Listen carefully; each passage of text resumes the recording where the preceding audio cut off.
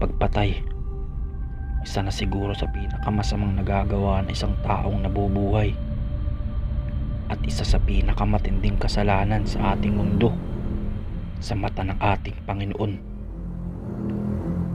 Samahan nyo nga akong talakayin ang mga pinakakilalang mamamatay tao sa bansang Amerika. At kung bago ka pa nga lang sa aking channel, huwag nyo munang kalimutan mag-like, share, and subscribe. At pindutin nyo na din ang notification bell para lagi kayong una sa mga videos na ilalabas ko weekly. Tara, simulan na natin. Number 10. Paul John Knowles. Si Paul John Knowles ay sangkot sa pagpatay ng mahigit 18 hanggang 35 kababaihan noong taong 1974. Ayon niya sa isang babaeng kanyang nakatagpo. Si Knowles daw ay isang masungit pero maitsura. Tinagurian nga siyang Casanova Killer dahil puro kababaihan ang kanyang binibiktima. Isa din ngang babae ang nagngangalang Angela Kubik ang muntikan niya ng mabiktima. Isa ngang psychic ang nagbigay sa kanya ng babala tungkol sa lalaking kanyang makakasama dahil meron nga itong masamang intensyon. Matapos niya nga itong marinig sa isang psychic ay agad nga siyang nakipagkalas kay Knowles na sobra niyang ikinagalit na humantong pa nga sa pagpatay ng 2 katao. Namatay nga itong si Knowles matapos niyang agawin ng baril ng isang sheriff na humuli sa kanya. Number 9. William Bonin. Si William Bonin ay isa nga sa mga kilalang serial killer. Sangkot nga siya sa pagtorture at pagpatay sa mahigit 21 kabataang lalaki. Tinawag nga din siyang freeway killer dahil nga dun niya kinukuha ang kanyang mabibiktima. Ang iba nga sa kanyang binibiktima ay ginagahasan niya muna bago patayin. Nangyari nga ito sa taong 1979 hanggang 1980. At nang siya nga ay mahuli, ay napatunayan sa korte na sangkot pa siya sa 15 pagpatay. Nakulong nga siya ng 14 na taon bago bitayin sa pamamagitan ng lethal injection noong 1996. Number 8. Patrick Kearney. Si Kearney nga ay inihalin tulad din sa naunang serial killer na si William Bonin dahil nga sa parehas nilang ginagawa sa kanilang nabibiktima. Ito nga si Kearney ay madalas nagpupunta sa mga freeways at gay bars upang doon hanapin ang kanyang nabibiktima. Kapag meron na nga siyang taong napapayag ay dinadala niya nga ito sa isang liblib na lugar at doon niya nga inuumpisahan na pahirapan at sa huli ay patayin ang kanyang nabibiktima.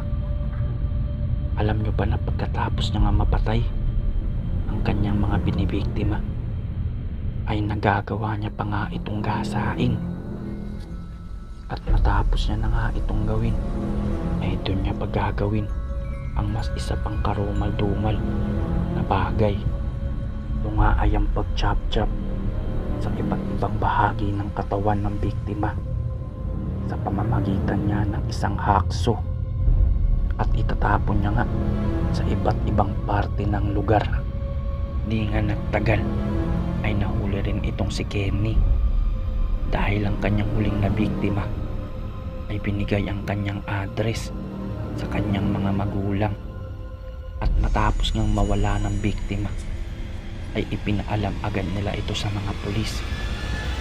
At matapos nga nilang mapuntahan sa mismong bahay ay doon nila natagpuan si William Kearney. Hinuli nga siya at kinulong.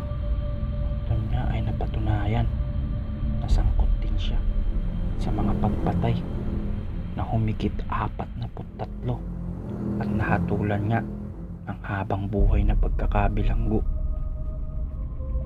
Number 7, Earl Nelson. Si Earl Leonard Nelson, o mas nakilala nga sa tawag na The Gorilla Killer, ay isa lamang simpleng batang 10 taong gulang. Ngunit nagbago nga ang lahat matapos siyang mabangga habang sakay ng isang bisikleta. 6 na araw nga siyang walang malay bago nagising. At sa kanyang pagising ay doon biglang nagbago ang kanyang pagkatao. Bigla nga nag-ibang ugali nito. Naging pamali-mali. Madalas daw sumasakit ang ulo na nauuwi nga sa pagkakaroon ng memory loss. Ang una niya nga naging krimen ay matapos siyang sirain ng isang cabin. 2 taon nga siyang nakulong. At sumunod nga ay inilipat siya sa isang mental institution. Ito ngang si Nelson ay na-involved din sa mga sex crimes noong siya ay 21 taong gulang. Isa nga sa mga sinubukan niyang biktimahin ay ang isang 12 taong gulang na batang babae. Mabuti nga at nakaligtas ang bata matapos nitong sumigaw na nakaagaw nga sa atensyon ng mga tao, at muli siyang nahuli at ibinalik sa mental hospital. Ngunit nang siya nga ay makalaya noong 1925 ay mas lalo pa nga itong lumala na nauwi na nga sa mga pagpatay. At ang mga tinarget niyang biktimahin ay ang mga landladies na matapos niya nga makuha ang mga tiwala ay agad niya itong papatayin sa pamamagitan nga ng pagsakal. At pag nasigurado niya ang patay na to ay doon niya nga ito kagasain at iiwan niya ang mga bangkay nito sa ilalim ng mga higaan. Nagsunod-sunod pa nga ang kanyang mga pagpatay na umabot niya sa 20 katao. Ngunit noon ng 1928 ay nahuli siya at hinatulan ng kamatayan sa pamamagitan nga ng pagbikti. Number 6, Ronald Dominic. Si Ronald Dominic ay isang serial killer na naaresto nga noong 2006. Naakusahan nga siya sa pagpatay ng mahigit 8 tao, at ang 8 taong ito ay mga palaboy o homeless. Ngunit habang nasa kustodiya nga siya ng mga pulis ay itong si Dominic ay nag-confess, at sa kanyang pag-amin ay mahigit 23 kalalakihan pa ang kanyang napatay.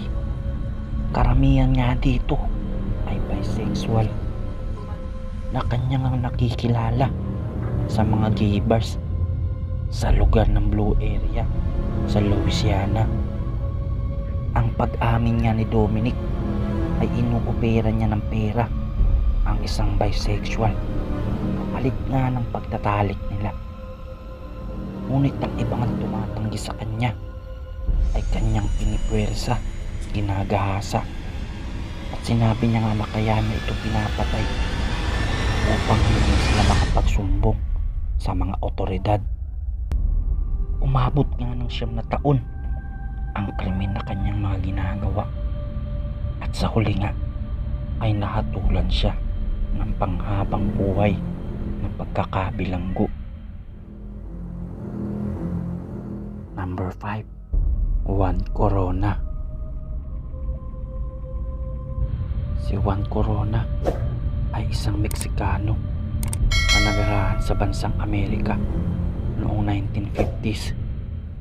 Dito nga ay nagkaroon siya ng trabaho bilang isang labor contractor sa lugar ng Yuba sa California.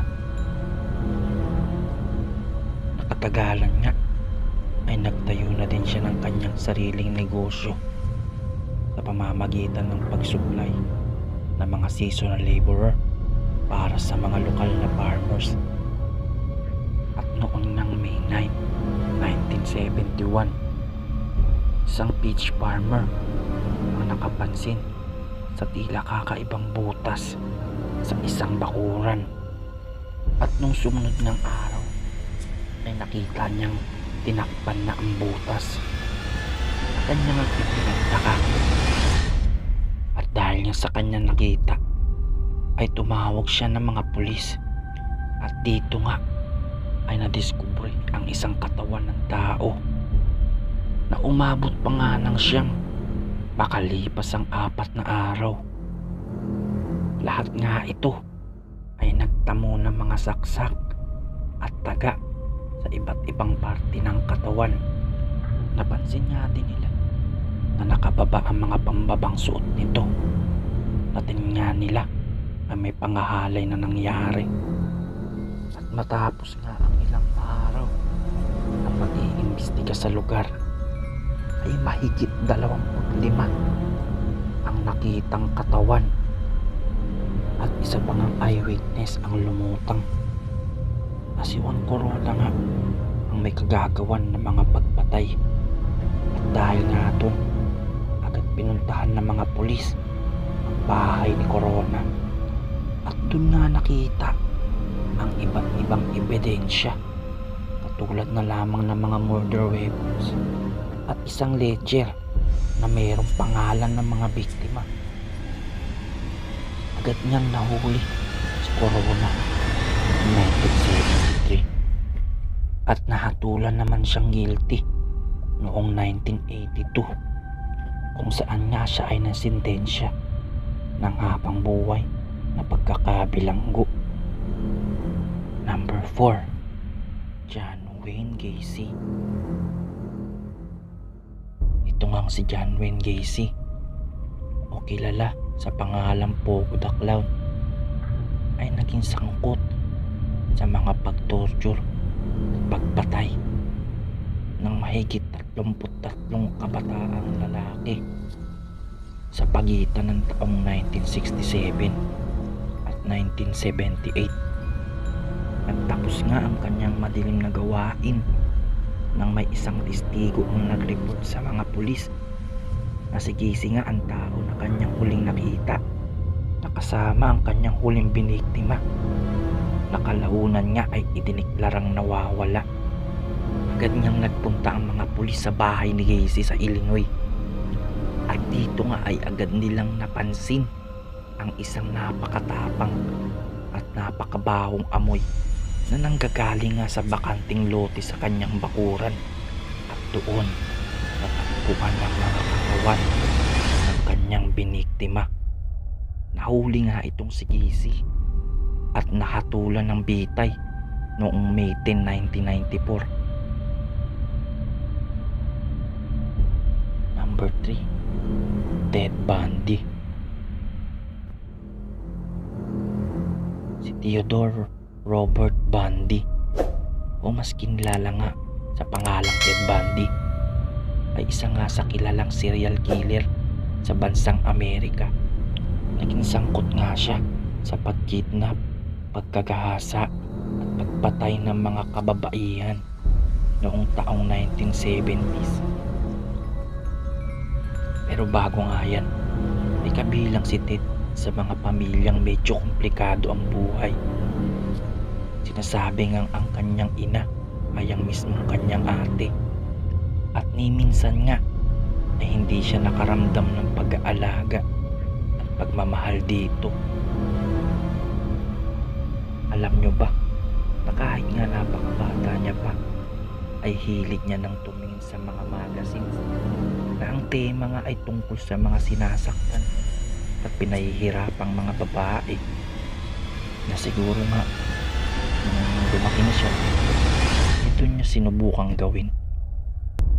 At noong 1989, bago nga ang kanyang pagbitay, ay inamin niya na siya nga ang may kinalaman sa mga pagpatay ng mahigit 30 kababaihan sa iba't ibang lugar ng Washington sa taong 1974 hanggang 1978.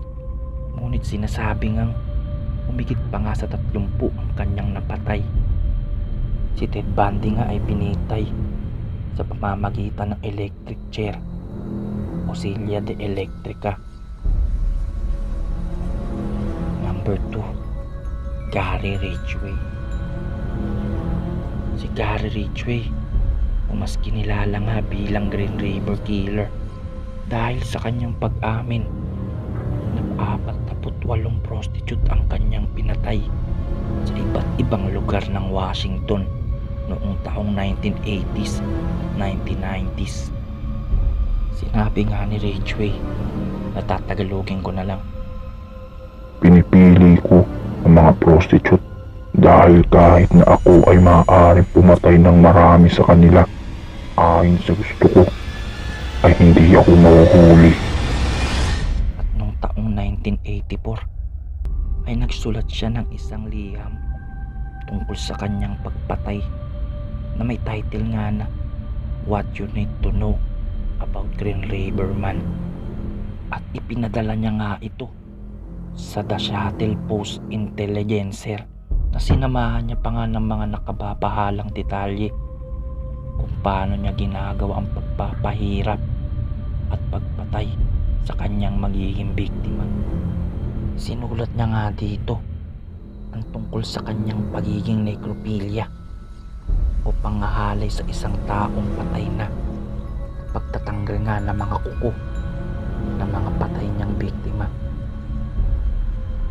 Doon niya ay napatunayan na sangkot din siya sa mga pagpatay na humigit 43 at nahatulan niya ang habang buhay na pagkakabilanggo. At noon ng 2001 tapos na rin ang kanyang masamang gawain nang ang mga nakuwang DNA evidence ay tumugma sa kanyang mga nabiktima. Siya nga ay nahatulan ng habang buhay na pagkakakulong noong November 30, 2001. At bago nga huli sa ating listahan, huwag niyo munang kalimutan na mag-like, share at subscribe, at pindutin niyo na rin ang notification bell para lagi kayong update sa mga bago kong ilalabas na videos. Number 1, Samuel Little. At ang huli nga sa ating listahan ay si Samuel Little na ipinanganak nga sa Reynolds, Georgia noong 1940 at nakulong naman siya noong 2012 dahil sa pagpatay ng 3 kababaihan sa pagitan ng 1987 hanggang 1989. At noong 2018 ay napatunayan din na sangkot siya sa isa pang pagpatay sa isang babae sa Texas noong 1994. Pero bukod nga sa mga krimen na kanyang kinasangkutan, ay kanya ding inamin ang ilang pang pagpatay na aabot nga sa mahigit 73 na nangyari nga sa iba't ibang lugar ng Amerika. Ngunit alam nyo ba na bago nga siya nasangkot sa mga ganitong krimen ay itong si Samuel Little, isang munang boksinero, tinawag nga siyang Mad Daddy o Mad Machine. Ngunit hindi nga siya nagtagumpay dito dahil nga dito ay ito ang kanyang naging experience sa pagboboxing ang ginawa niyang panlaban sa kanyang mga nagiging biktima, at puro kababaihan nga ang kanyang pinupunteriya. Nang siya nga ay makulong noong 2012 ay nagkaroon nga ng tsansang interviewin tong si Samuel, at doon niya nga sinabi kung paano niya pinapatay ang kanyang mga nagiging biktima, ang detalye ng itsura ng kanyang mga pinapatay, at naaalala niya nga din kung paano niya pinatay ang mga to kahit ilang dekada na ang nakakalipas. Ito nga si Samuel Little ay mayroong abilidad na tinatawag na photographic memory